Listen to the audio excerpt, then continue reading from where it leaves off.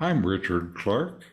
I record these talks every day as a way to deepen my inquiry.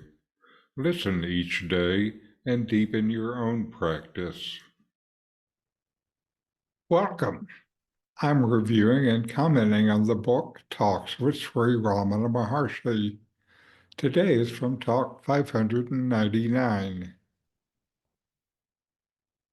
A saying from Lao Tzu from the Tao Te Ching was read out in the hall. By his non-action, the sage governs all. Sri Bhagavan remarked, non-action is unceasing activity. The sage is characterized by eternal and intense activity. His stillness is like the apparent stillness of a fast rotating top, a gyroscope. Its very speed cannot be followed by the eye, and so it appears to be still, yet it is rotating.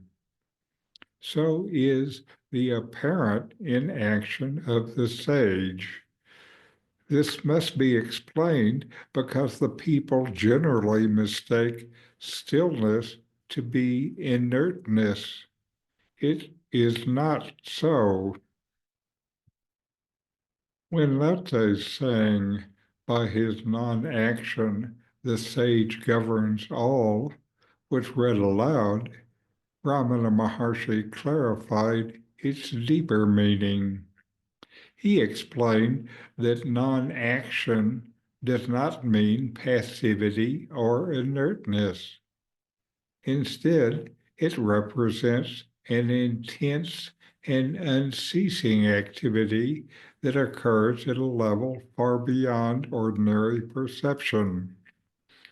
To illustrate, he used the metaphor of a spinning top. A top rotating at great speed appears still to the naked eye because its motion is too rapid to track. Similarly, the stillness of a sage is not the absence of activity, but an expression of the profound and dynamic balance achieved through the highest state of self-realization.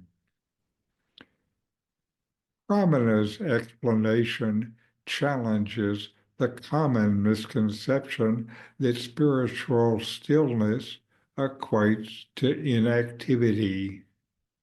People often associate stillness with withdrawal, stagnation, or a lack of involvement in life. However, he makes it clear that the stillness of a realized sage is full of vitality. This stillness arises from being fully established in the self, where there is no ego-driven desire or mental agitation. From this state of inner peace, all actions flow effortlessly and harmoniously, aligned with the natural order. The sage's non-action does not mean physical inactivity, but the absence of personal doership. The sage no longer identifies with the ego and thus does not act out of personal motives. Actions happen spontaneously without attachment or resistance.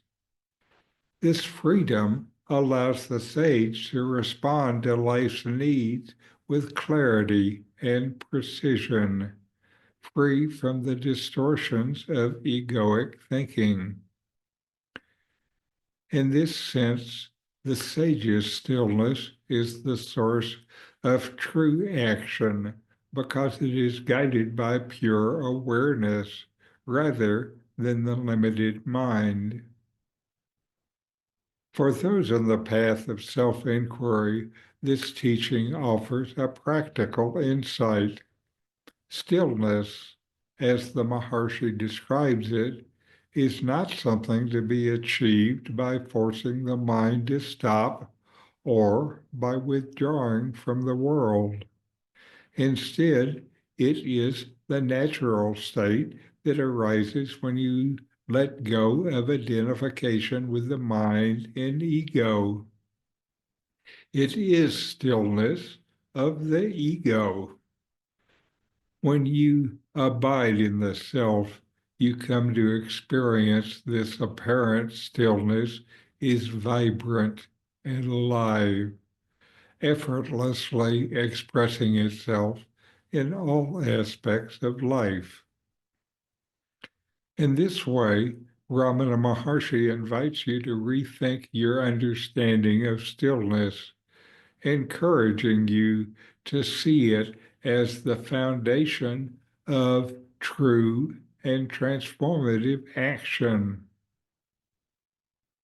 So know yourself and be always free and at peace. In 40 Verses on Reality, Ramana Maharshi explains the nature of the self, the ultimate reality, and self-inquiry. My new book, with my comments and inquiry questions, opens these teachings up and brings them into your practice and experience. Available now from Amazon.